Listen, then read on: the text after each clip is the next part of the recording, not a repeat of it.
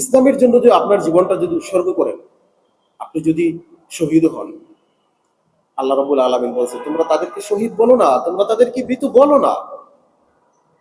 এরা আসলে শহীদ না, এরা আসলে মৃত না, এরা জীবিত। আল্লাহ রাব্বুল আলামিন এদেরকে রিজিক পৌঁছে দেয়। আর যদি আপনি চাঁদাবাজি করতে গিয়ে, সন্ত্রাসী করতে গিয়ে, মাস্তানি করতে গিয়ে যদি আপনি নিহত হন, আপনি কি তাহলে শহীদ? আপনি একজনকে মারতে গেছিলেন, সে আপনাকে মেরে দিছে, বুঝছেন? আপনি একজনকে মেরে ফেলার জন্য স্টেপ নিয়েছিলেন, কিন্তু কি হয়েছে, সেও তো নেতা, সেও তো মাস্তান। ওই মাস্তান আপনাকে মাস্তানি করে বাইরে দিল, এখন কি আপনি শহীদ? এটুকু এটুকু কমন সেন্স নাই। কেন বুঝতেছেন না এগুলো? সেজন্য কোরআনের কাছে আসেন। কোরআন কি বলে শোনেন। হুজুররা জান্নাতের টিকিট বিক্রি করে না।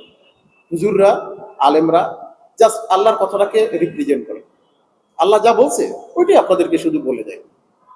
হুজুররা কোনো দারোগা না, কোনো ওসি না, কোনো ম্যাজিস্ট্রেট না, জোর করে ফোর্স করে আপনাকে ধর্মের ভিতরে নিয়ে আসবে, ইসলামের কথা বাধ্য করাবে।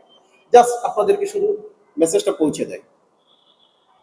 আর আপনারা যারা স্যাটায়ার করেন এই সমস্ত বিষয় নিয়ে, মজা করেন, মনে রাখবেন এই জীবনটাই শেষ জীবন না। এই জীবনের পরে আর একটা জীবন আছে, সেটা অনন্ত জীবন। ওই জীবনের কোনো শেষ নাই।